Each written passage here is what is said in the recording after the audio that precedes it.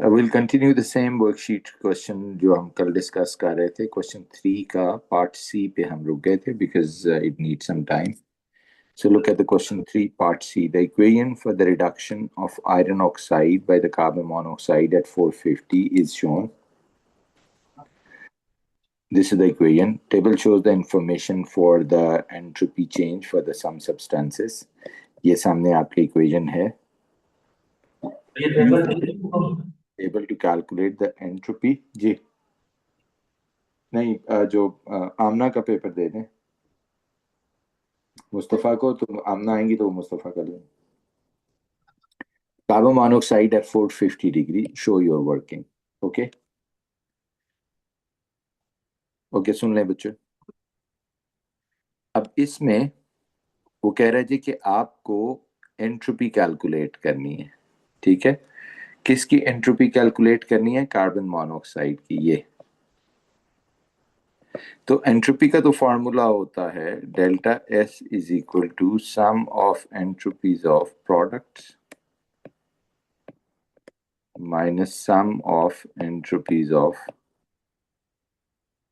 Reactants. ये चाहिए हमें. किसी भी उसकी जो एंट्रोपी आपने कैलकुलेट करनी है तो आपके पास ये फॉर्मूला होना चाहिए. राइट. अब अगर आप इस रिएक्शन को देखें तो आपके पास डेल्टा एस नहीं है. आपके पास डेल्टा एस होगी तो आप यहां डाल सकेंगे ना. तो आपके पास डेल्टा एस नहीं है. राइट. डेल्टा एस कैलकुलेट करने का भी एक हमारे पास फिर फॉर्मूला है. वो है delta G is equal to delta H minus T delta S. Delta G है -36.2, वो ऊपर दी हुई है किलो जूल पर मोल. डेल्टा एच भी नहीं है हमारे पास. जिस टेम्परेचर पे हो रहा है वो तो है 450. 450 को हम कन्वर्ट कर लेते हैं प्लस 273. तो देखें कितना आता है. मुस्तफ़ा कैलकुलेटर है, जरा चलाओ. 450 में 273 ऐड करना है. 450 प्लस 273 दैट गोज यू 723. ये तो हो गया 723 kelvin. Okay, multiplied by delta S हमने फाइंड करना है. ठीक है, तो डेल्टा एच नहीं है हमारे पास. तो आप कहते हैं इस रिएक्शन की तो मेरे पास डेल्टा एच ही नहीं है. लेकिन अगर डेल्टा एच तो नहीं है, लेकिन आप गौर से देखें ये फॉर्मेशंस दी हुई हैं सारी.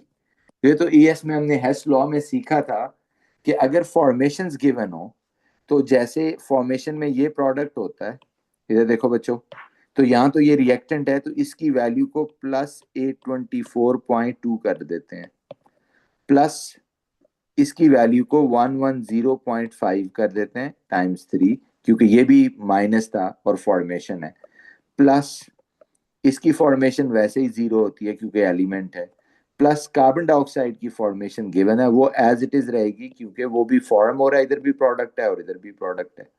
Okay, 0.5 multiplied by 3. तो ये कैलकुलेटर चलाना होगा.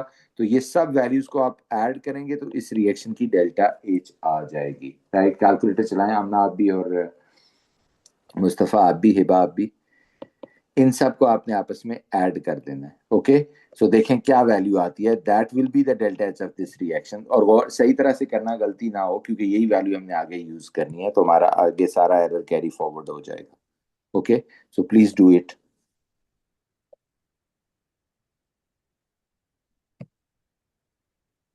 ये आ गया -1180.5 प्लस 110.5 टाइम्स 331.5 प्लस 824.2. क्या किया आपने? इन तीनों को ऐड किया. कितना आया वैल्यू? 2338.2. नहीं, दोबारा चेक करें. 824.2 प्लस 331.5 माइनस, दोबारा चेक करें. चेक अगेन जी.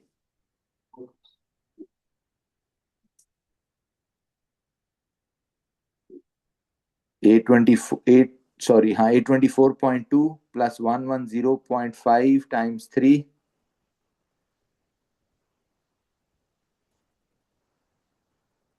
माइनस 1180.5 कितना आता है? -24.8. Yeah, now that makes sense. So delta H is, हम ना भी चेक करें, काउंटर चेक करना है हमने 24.8 किलो जूल पर मोल, तो वो यहाँ डाल देते हैं -24.8। अब इसको सॉल्व कर लेते हैं। -36.2 -24.8 -723, okay, -723 delta S, 723 delta S is equal to +36.2 -24.8। देखें क्या बनता है।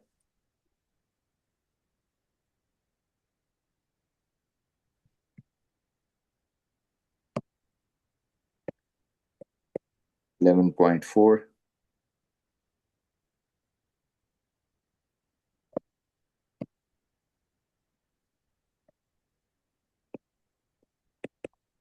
फाइनल आंसर बताएं बच्चों।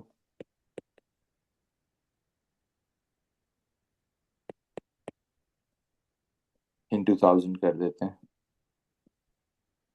15.77 कितनी आती है जी, चेक करें। We need to check the calculations again, calculations दोबारा चेक करें।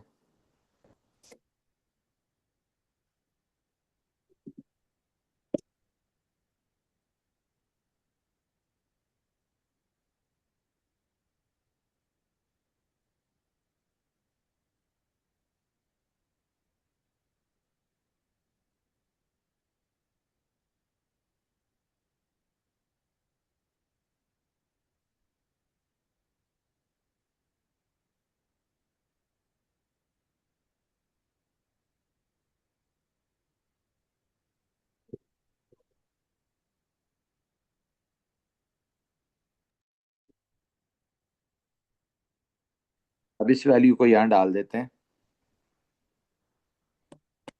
58 is equal to, product minus reactant करना है। प्रोडक्ट की वैल्यू है 27.3 टाइम्स 2 प्लस 3 टाइम्स 213.8, प्रोडक्ट हो गया, माइनस रिएक्टेंट कितना है मैं नीचे लिख रहा हूँ, minus the reactant is 87.4 plus 3x, ये करना है। अब इसको सॉल्व करें, क्या आता है।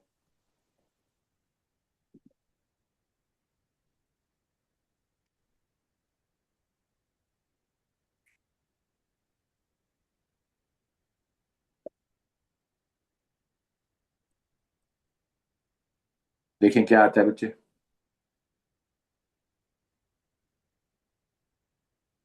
ये सेकंड फॉर्मूला सॉल्व करें। 73, सॉरी ये सेकंड फॉर्मूला सॉल्व करें। हाँ, क्योंकि ये जो निकाला था ना, ये डेल्टा एस था ना, ये वाला। नहीं नहीं, इसी यही पार्ट करें, डेल्टा एस था ना, हमें एस निकालना था, तो वो डेल्टा एस निकाल के इधर डाला है हमने। ये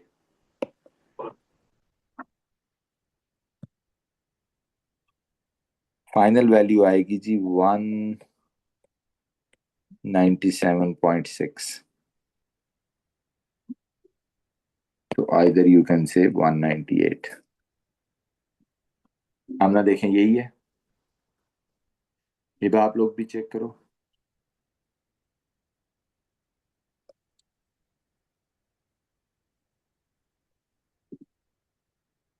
ये सारी वैल्यू यूज की है।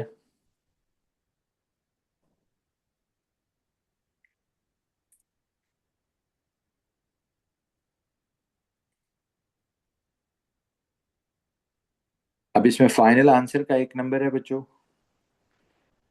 एक नंबर ये फॉर्मूला लगाने का और एक ही है, टोटल 3 मार्क्स हैं। Delta G is equal to delta H minus T delta H से डेल्टा एच निकालने का एक नंबर है, फाइनल आंसर का एक नंबर है, और ये डेल्टा एच ऑफ फॉर्मेशन निकालने का एक नंबर है।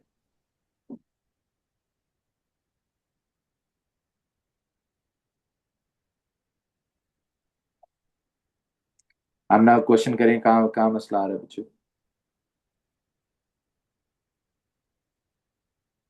जब आप लोगों का हो गया,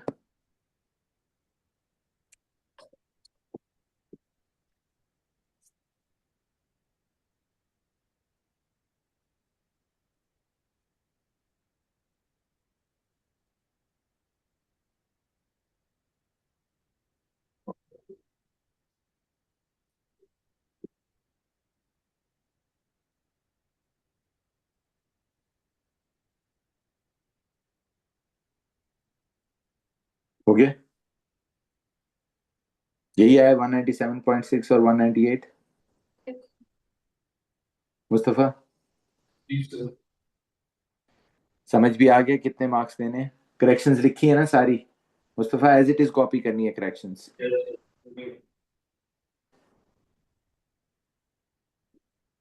हमने ये सारी पहला वाला फॉर्मूला भी लगाना है, ये वाला, ये ताकि वो जिसके पास पेपर जाएगा तो उसको पता हो कि क्या गलती की है। ये नंबर वन, इसका एक नंबर बताया मैंने, इस फार्मूला लगाने का एक नंबर बताया मैंने, और इस फार्मूला लगाने का एक नंबर बताया मैंने। ये 3 मार्क्स हैं, ये तीनों लगे होने चाहिए।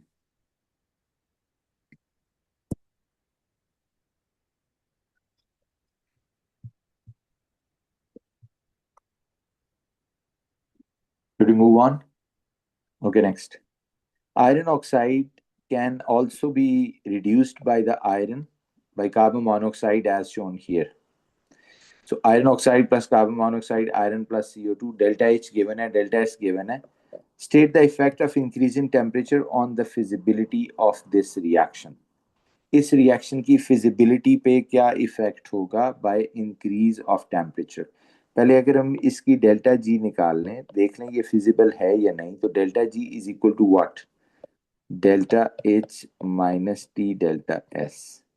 डेल्टा एच है -11.1, माइनस टेम्परेचर कितना है? अ, अब जैसे फॉर एग्जांपल जो टेम्परेचर है, मैं इसको टी लिख देता हूँ फिलहाल, माइनस 15/1000 कर देते हैं। ये 15.2/1000 कितना होता है? 15.2/1000 प्लीज। 15.2 0.0152. 0.0152। अब जरा देखना, -11.1 माइनस 0.0152 टी। अब जरा देखें, तो मैंने आपको एक चीज सिखाई है कि अगर आपका टी डेल्टा एस प्रोडक्ट जो है, इधर देखो, ये जो टी डेल्टा एस प्रोडक्ट है, ये कौन सी वैल्यू है?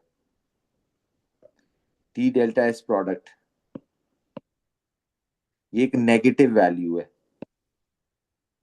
तो जो नेगेटिव वैल्यू होती है वो क्या करती है? जब आपका टेम्परेचर बढ़ेगा तो वो डेल्टा जी को भी क्या कर देगी? ज्यादा नेगेटिव कर देगी ना। तो आप कहते हैं इसका मतलब है कि ये feasibility of this will increase with the increase in temperature. समझ आ रही है बात? सो इसमें अगर आप, सॉरी, माय अपॉलॉजीज, ये देखें माइनस है ना, तो ये माइनस, सॉरी, माइनस से मल्टीप्लाई होके प्लस हो गया। So T delta S product जो है वो एक पॉजिटिव वैल्यू, माय अपॉलॉजीज, एक पॉजिटिव वैल्यू है। दिमाग में वो पॉजिटिव बोल रहा हूँ मैं। तो जब पॉजिटिव वैल्यू बढ़ती है, ये आपने लिखना नहीं है, मैं सिर्फ ये लिखा है आपको समझाने के लिए कि जब पॉजिटिव वैल्यू बड़ी होगी तो देख रहे हैं इससे बड़ी हो जाएगी, जब इससे बड़ी हो जाएगी तो डेल्टा जी को भी पॉजिटिव कर देगी। ओके, तो आपको यहाँ लिखना प्रिसाइजली ये है कि इन दिस केस, अब ये जो सिर्फ आंसर में ये लिखा होना चाहिए कि in this case T delta S product is a positive value. पहला पॉइंट, इसका एक नंबर होगा। दूसरा point, by increasing temperature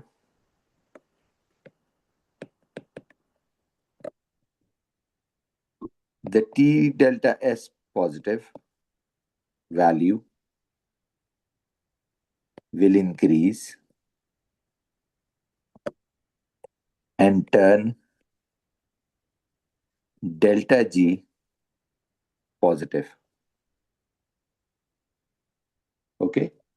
Or more positive or less negative. Hence, non-spontaneous or less feasibility.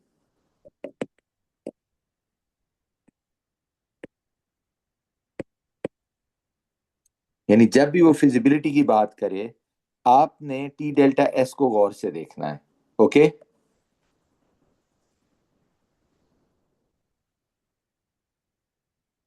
T delta S product को गौर से देखना है और बता देना है कि क्या हो रहा है.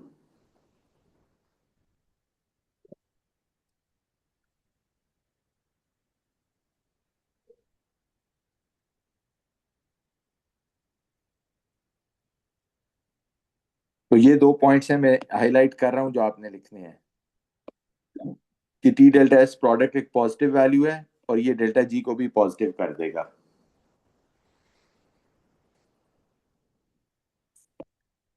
विच make it non spontaneous. So ये 2 मार्क्स हैं जी. ये दोनों पॉइंट्स होने चाहिए. Okay, next.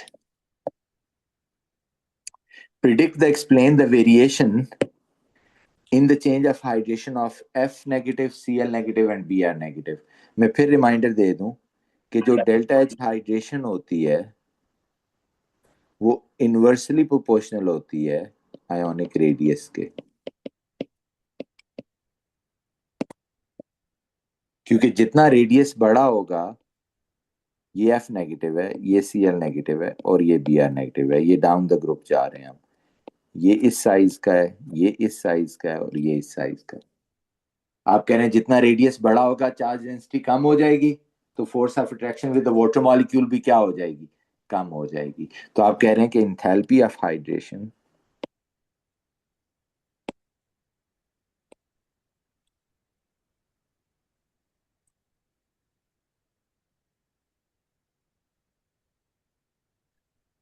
डिक्रीजेस. ये पहला मार्क है. From F negative to I negative, और in other words down the group 17 elements ions. दूसरा पॉइंट क्यों कर रही है? आप कह रहे हैं anionic radius increases,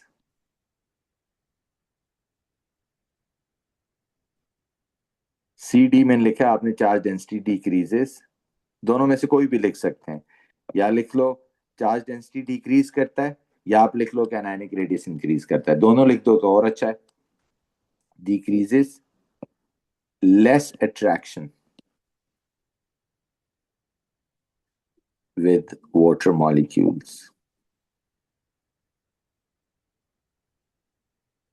Okay? Releases less energy. तो ये 2 पॉइंट्स हैं जिनको आपने एक्सप्लेन करना है.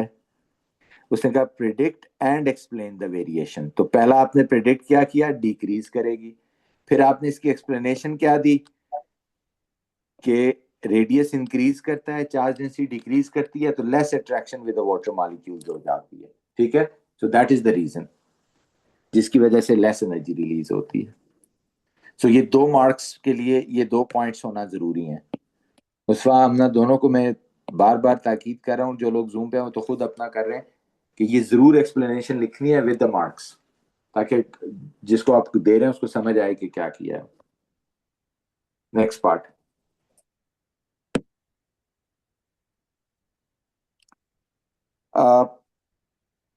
कह रहे जी कि shows the incomplete cycle involving the calcium fluoride. Complete the line D.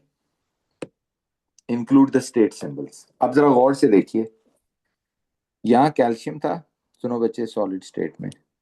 पहले मैं इसको डायग्राम को थोड़ा एक्सप्लेन करता हूँ. और यहाँ फ्लोरीन गैस था.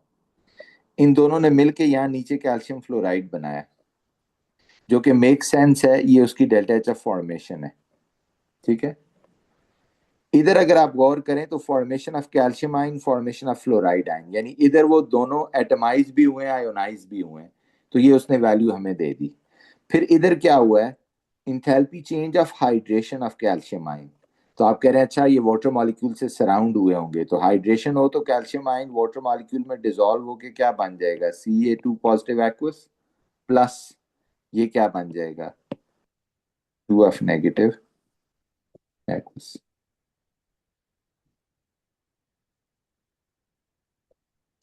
और ये जो सॉलिड है वो एक्वस बन जाए तो ये हमें पता है ये सोल्यूशन होती है। ठीक है, तो ये समझ आ गया हमें मोर और लेस ये सॉल्युबिलिटी है।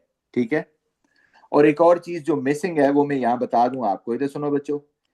अगर मैं आपसे पूछूं, आमना आप गौर से देख के बताओ, और मुस्तफा ये यहाँ क्या हो रहा है, गौर से देखें यहाँ क्या हो रहा है। एक आयोनिक सॉलिड बना है किससे, फ्रॉम इट्स गैसियस साइन से। तो इसे तो हम क्या कहते होते हैं, delta H of lattice energy of calcium fluoride. Okay, तो ये भी आप पेंसिल से या पेन से वहां निशान लगा दें कि ये तो lattice energy of calcium fluoride है।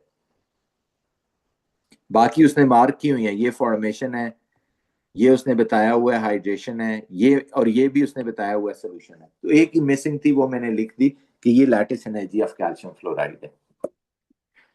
ओके, अब वो कह रहे हैं the value of enthalpy change for the process one can be calculated using the values of five other enthalpy changes which are not referred in the figure 2.1. The process one is this. अब जरा गौर से देखें, मैंने अभी बोला भी था, इधर सुनो बच्चों। ये कैल्शियम सॉलिड है, हम पढ़ के आए हैं कि यार ये कैल्शियम को तो पहले गैस बनना है ना, फिर ये कैल्शियम आयन बनेगा। तो आप कहते हैं इसको गैस बनने के लिए जो एनर्जी है उसे तो delta H of atomisation of calcium कहते हैं। और ये कौन सी है, ये delta H of first plus second, दो इलेक्ट्रॉन निकलने हैं ना, आयनाइजेशन एनर्जी ऑफ कैल्शियम है। फिर आप कहते हैं अच्छा इसमें क्या हो रहा है, आप कहते हैं फ्लोरीन गैस से पहले 2F बना होगा और फिर ये बना होगा।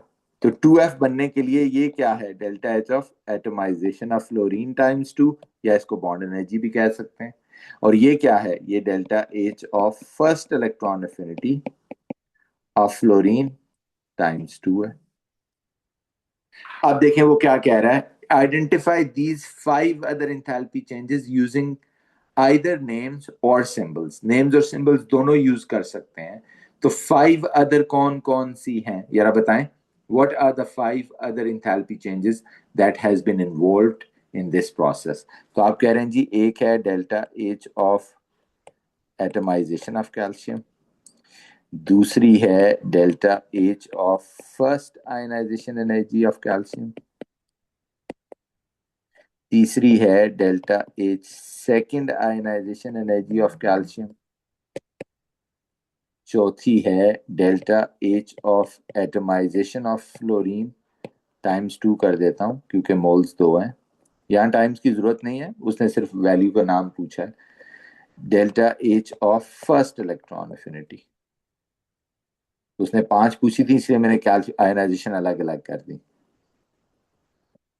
टाइम्स 2। 5 पूरी हो गई ना, गौर से देखिए, look at this, 1 2 3 4 5।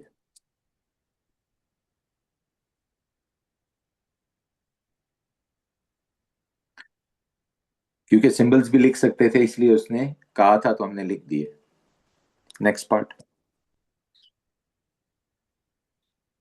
Define lattice energy. जी जी, कर लें कर लें। जो आपने आखिर में लिखे वही इसका फर्स्ट फर्स्ट सेकंड लिखा हुआ है नीचे delta H. First first electron affinity of oxygen हाँ ठीक। और fluorine, sorry.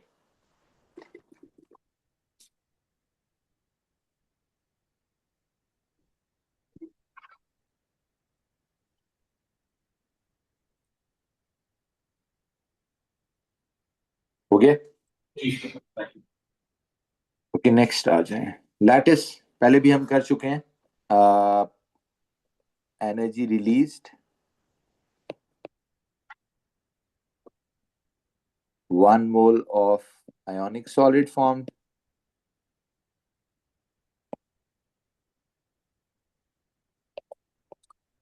from respective gaseous ions. वही 1 mole of ionic solid from respective gaseous ions.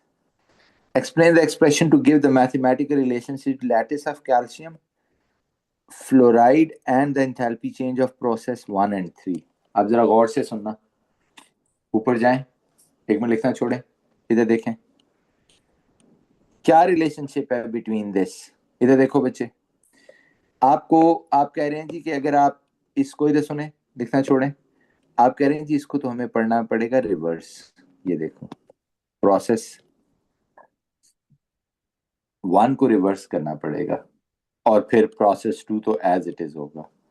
यानी मैं ये कह सकता हूं कि डेल्टा एच ऑफ, इधर सुने, लिखना छोड़ें, डेल्टा एच लैटिस किसके इक्वल है.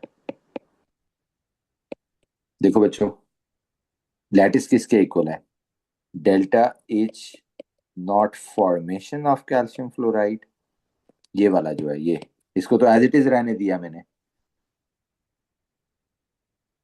प्लस इन दोनों के साइन को रिवर्स कर देते हैं. इधर सुनो, इन दोनों के साइंस को रिवर्स कर देते हैं, क्योंकि इसका साइन रिवर्स करना है ना, क्योंकि इधर देखो हम इधर से इधर जा रहे हैं, तो इसलिए minus delta H of formation of calcium ion plus -2 times delta H of formation of this आइन, राइट. सो इसको प्लस की बजाय हम माइनस कर देते हैं, delta H not formation of calcium आइन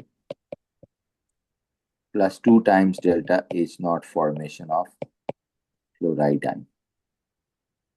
ठीक है, ये चीज नीचे लिख दें.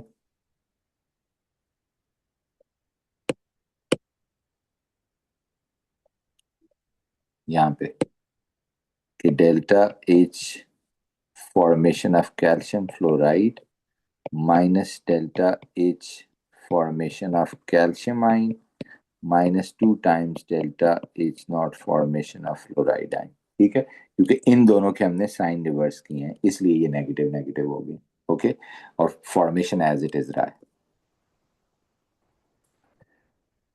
कहते use the data from table 2.1 to calculate the value of hydration of fluoride ion. वही हाइड्रेशन ऑफ फ्लोराइड आइन, मैं आपको फार्मूला याद करा देता हूँ. Formula delta H of solution of calcium fluoride किसके इक्वल होगा, delta H of hydration of calcium ion plus delta H of formation of fluoride ion times 2, sorry hydration of fluoride ions time 2 plus sorry minus delta H of lattice energy, right. अब देखें values क्या क्या given है. Solution of calcium fluoride, delta H of solution of calcium fluoride है हमारे पास +13 is equal to what is the hydration of calcium ion. Hydration of calcium ion क्या है वो भी गिवन है, -1650. ठीक है, और ये तो हमने फाइंड करना है, इसको 2x कर देता हूं, minus what is the lattice energy. अब देखो बच्चों, लैटिस एनर्जी हमारे पास लेकिन नहीं दी हुई. आप कहते हैं लेकिन वो ऊपर देखो, आप लैटिस निकाल सकते हो. कैसे निकाल सकते हो, देखो, दिखना छोड़ें, इधर देखें, ये जो फॉर्मेशन ऑफ कैल्शियम फ्लोराइड है वो हमें दी हुई है. इधर देखो फॉर्मेशन ऑफ कैल्शियम फ्लोराइड कितनी है, -1214 दी हुई है ना. ठीक है, और फिर वो कह रहा है enthalpy change for the process 1, यानी इस सारे को जो ऐड करके वैल्यू है वो भी हमें दी हुई है. ये प्रोसेस 1 की ये वैल्यू, ये प्रोसेस 1 है ना, इसकी वैल्यू भी हमें दी हुई है, बस इसका साइन रिवर्स कर देना एक तरह से. तो आप कहते हैं क्या वैल्यू दी हुई है प्रोसेस 1 की, माइनस प्लस है तो -1395 कर देता हूँ, राइट. बस अब इसको ऐड कर दो, फॉर्मेशन ऑफ कैल्शियम फ्लोराइड -1395, क्या वैल्यू आती है बच्चों, 1395 प्लस 1214,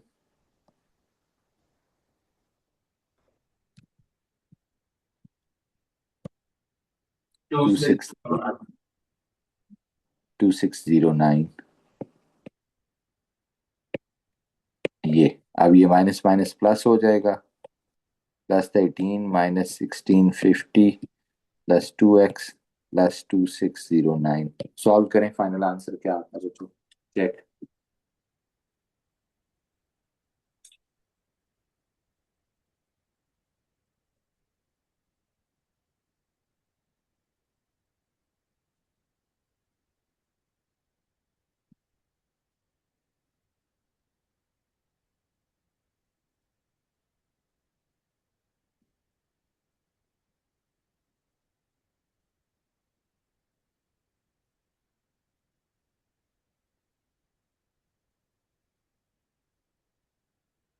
क्या आता है जी फाइनल, x की वैल्यू क्या आई है?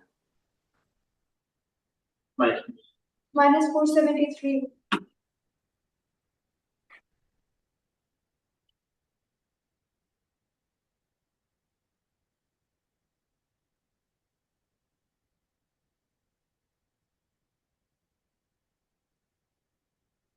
अभी चेक करें क्या आ रही है, -473।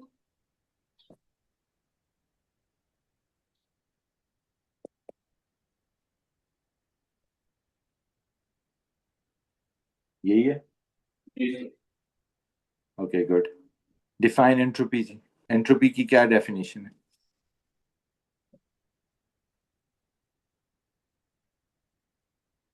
What is the entropy? Number of possible arrangements of particles and their energies. Yes, the number of possible arrangements for particles and energies.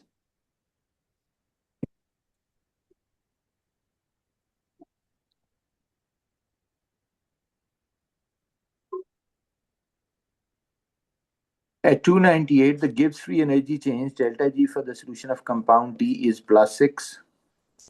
The enthalpy change of the solution is +30. Calculate the value of delta S for the solution. Simple है ये तो जी, delta G is equal to what? Delta H minus T delta S. Okay, delta G is +6.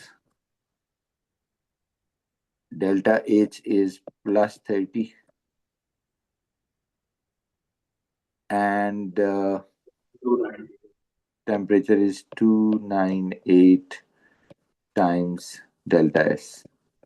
यही होगा ना जी। Units देख लीजिएगा, ये भी किलो जूल पर मोल है और ये भी किलो जूल पर मोल है। ठीक है, सो आंसर किलो जूल पर मोल में आएगा, तो उसको फिर जूल में कन्वर्ट कर लेते हैं।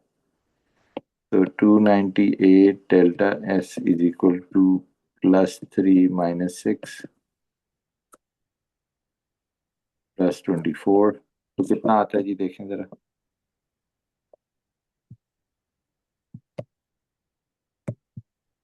24 298 मल्टीप्लाइड बाय 1000 कितना आया जी,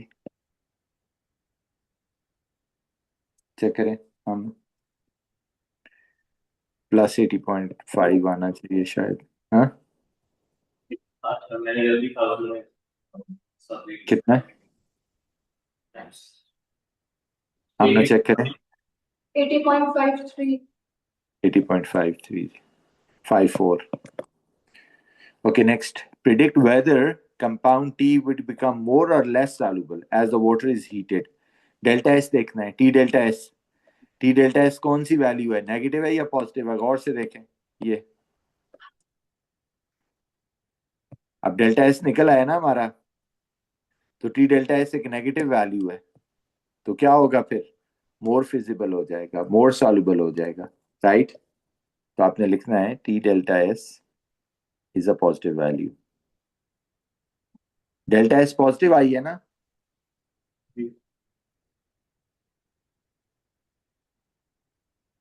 सॉरी एक पॉजिटिव वैल्यू है।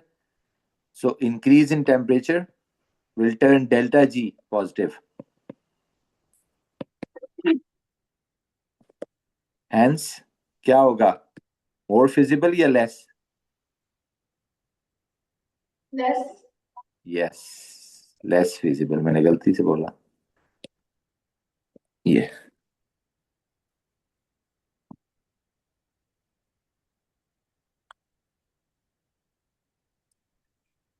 Explain the predict the. मेरा ख्याल है टेस्ट यहाँ पे हो गया था. ये पार्ट्स वो थे जो आपको होमवर्क में दिए थे. Okay. Enthalpy change of hydration for the sodium magnesium and aluminium ion. क्या चेंज आएगा जरा बताना बच्चों. ये आप खुद करेंगे, मैं सिर्फ इसको डिस्कस करूंगा. ये देखें, sodium magnesium and aluminium ion. Sorry, sodium. अब सुन लेना, ये मैग्नीशियम एंड एल्यूमिनियम आयन तीनों आइसोइलेक्ट्रॉनिक. आइसोइलेक्ट्रॉनिक मतलब सेम नंबर ऑफ इलेक्ट्रॉन, लेकिन प्रोटॉन ज्यादा है. तो अगर ये सोडियम आयन है तो ऑब्वियसली मैग्नीशियम आयन ये हो जाएगा और एल्यूमिनियम आयन ये हो जाएगा. तो अक्रॉस सोडियम टू एल्यूमिनियम हमने क्या चेंज आ रहा है रेडियस में? Decrease. यस, आप कह रहे हैं जी डिक्रीजेस. उससे चार्ज डेंसिटी क्या हो जाती है? Increase. यस, तो attraction with the water molecule भी क्या हो जाएगा? Increase. यस.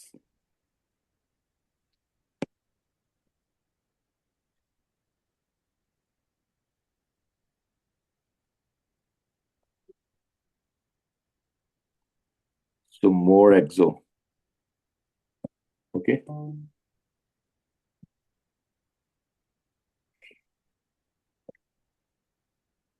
ये वही चीज है जो पहले था. इधर देखो बच्चों, मैग्नीशियम सॉलिड जो है वो आयंस में चेंज हुआ है और फिर ये कह रहे सोल्यूशन बना है. तो यहाँ जाहिर है फिर हाइड्रेशन हुई होगी. सो आई में 2 positive aqueous plus 2 Cl negative aqueous.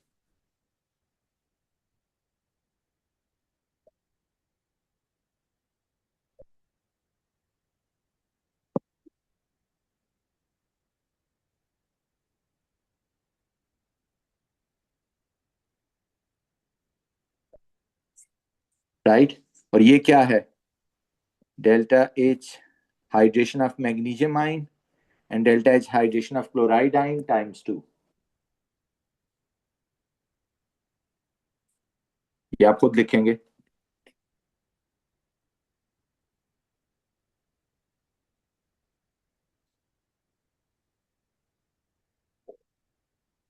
लिख दिया.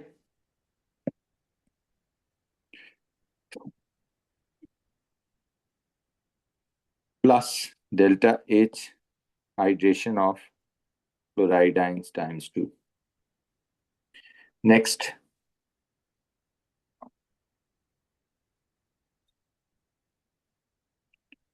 lattice energy for this by selecting appropriate data from this.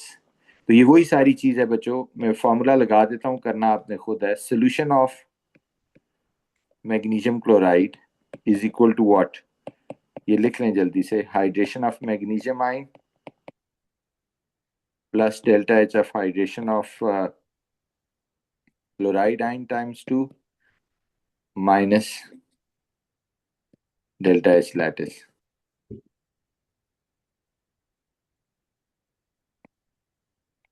Of magnesium chloride.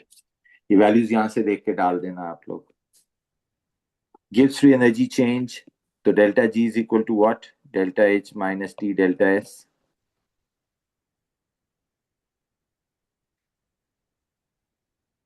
More or less soluble. वही T delta S product को देखना है.